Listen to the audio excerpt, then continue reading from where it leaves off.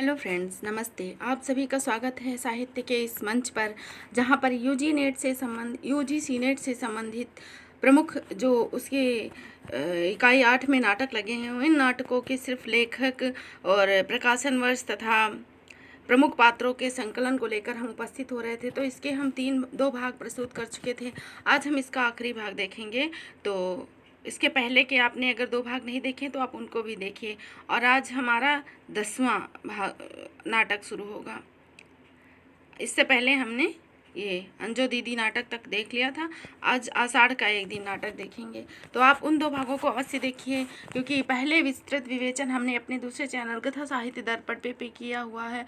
और आज इस पे हम सिर्फ मुख्य पात्र और प्रकाशन वर्ष तथा नाटक और लेखक तथा जन्म तिथि को लेकर आए, जिससे क्रमागत प्रश्न बनते हैं। और इसके बाद हम जल्दी ही मुख्य कथनों को भी लेकर उपस्थित होंगे नाटकों के, क्योंकि परीक्षा उपयोगी दृष्टि से संक्षिप्त अध्ययन और सारगर्भित अध्ययन ही अब बहुत आवश्यक रह गया है। विस्तृत अध्ययन तो पहले ही हो चुका है, तो पढ़ते हैं और अपनी जो आपने अभी तक पढ़ा है उसकी जांच करने का यह उचित समय है।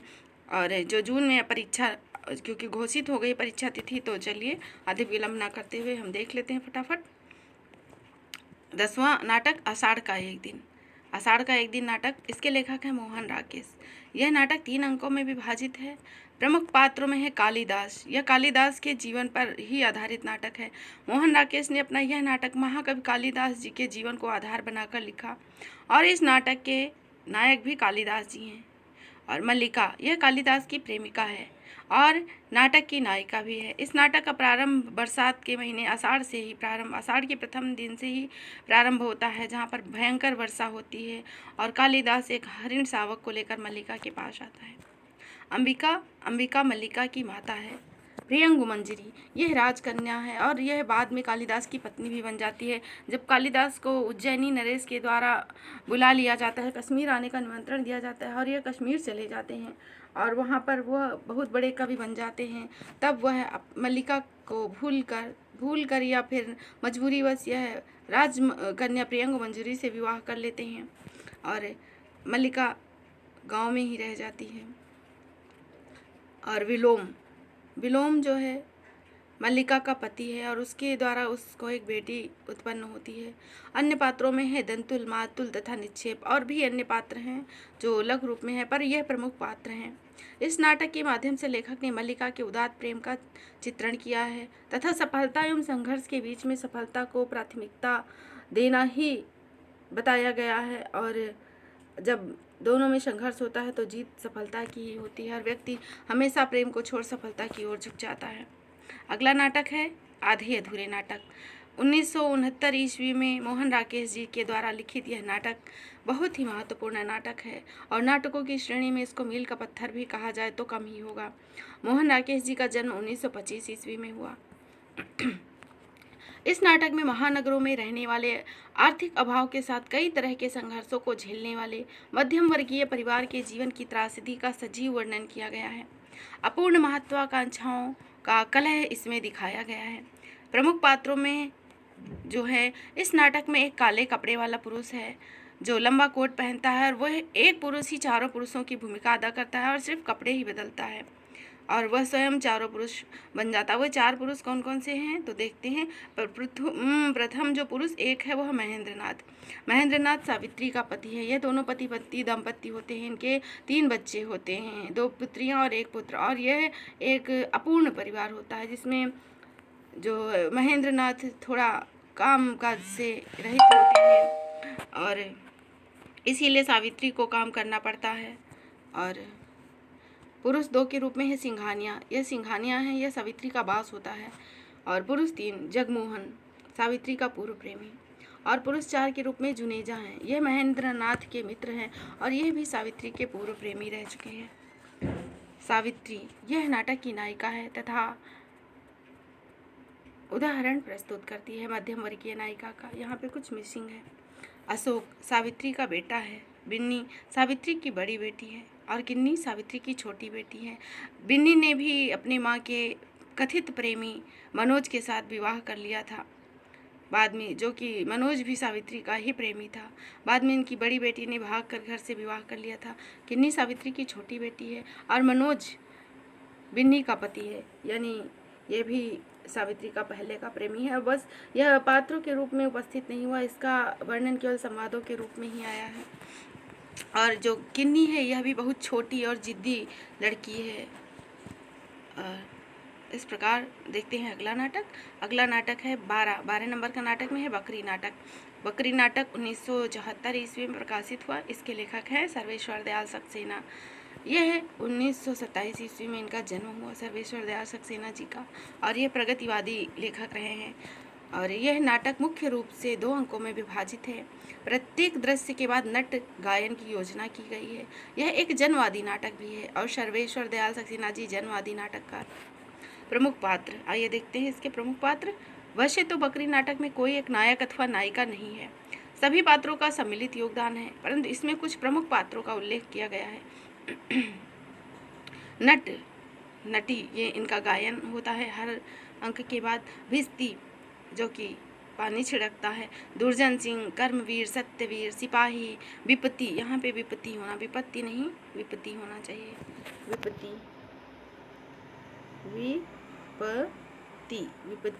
विपत्ति नामक एक गांव की स्त्री होती है जिसकी की बकरी को ये लोग ले लेते हैं, कर्मवीर और सत्यवीर, तथा उसको गांधी जी की बकरी बनाकर एक आंदोलन के रूप में और बकरी के माध्यम से वह जमीन भी हड़पने लगते हैं और उसको एक नेता बना देते हैं और उसी के नाम पे चुनाव लड़ते हैं और बाद में वह लोग उस बकरी को मारकर खाने का भी प्रोग्राम बना लेते हैं।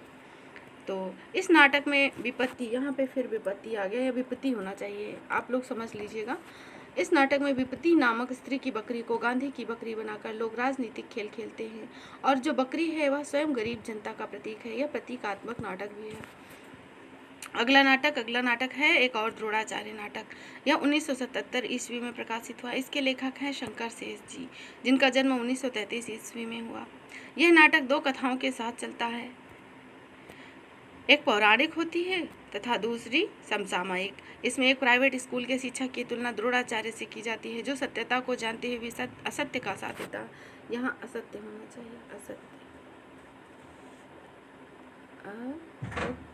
असत्य का साथ देता है और चुपचाप असत्य होते हुए भी देखता रहता है। इसके प्रमुख पात्रों में हैं द्रोणाचार्य, एकलव्य, कृपी द्रोणाचार्य की पत्नी होती है, पौराणिक पात्र है।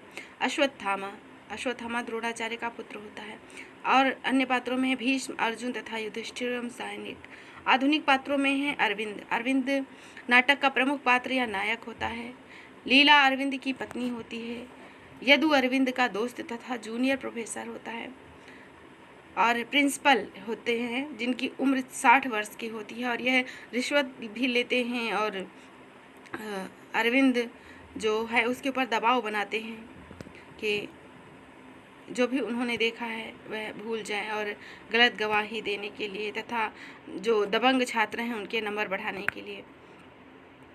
चंदू अरविंद का छात्र है, इसकी उम्र है 20 वर्ष। अरविंद कॉलेज का प्रेसिडेंट है। और विमलेंदु होना चाहिए, विमलेंदु नहीं विमलेंदु, यह मृत शिक्षक है। विमलेंदु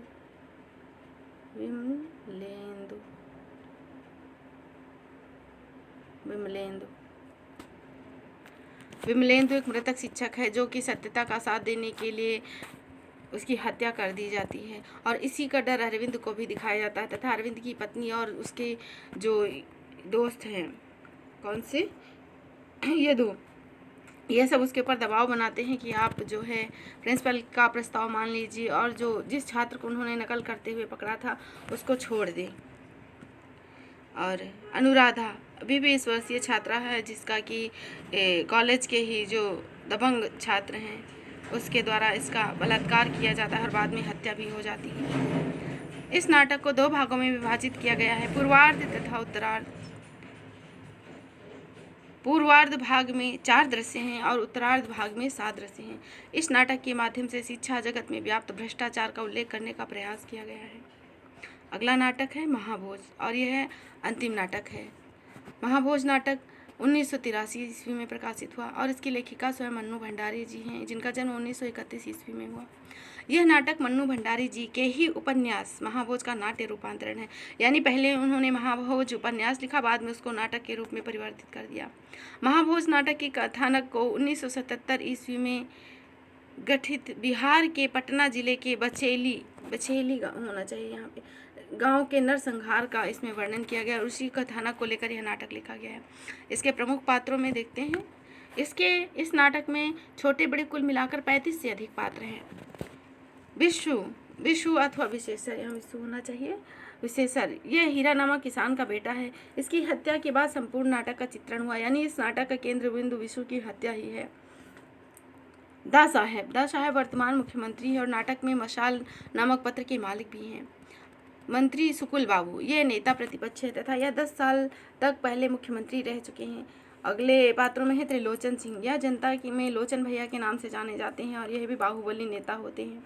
बिंदा या बिंदेश्वरी यह विशु का मित्र है, उग्र स्वभाव वाला निर्भीक व्यक्ति तथा शहर का शिक्षित युवक है। यह समझता है कि विशु की हत्या की गई है और इसका राजनीतिक कारण भी ढूंढने का प्रयास करता है, पर बाद में जो बाहुबली लोग हैं वो सभी मिलकर विशु को ही उसका हत्यारा बता देते हैं और कहते हैं कि जो विंदा को ही विशु का हत्यारा बता देते हैं और कहते हैं कि जो रुक्मा है इसको विशु इसकी ओर आकर्षित था, जिसके कारण बिंदा ने उसकी हत्या कर दी, पर यह सत्य नहीं होता है और जिस कारण बिंदा की थाने में पिटाई भी की जाती है। लखन सिंह जो है वो दा साहब का विश्वास पात्र है। जोरावर सरोहा गांव का प्रतिभाशाली नेता और जमींदार है। दत्ता साहब मसाल पत्र के संपादक हैं और रुक्मा बिंदा की पत्नी है।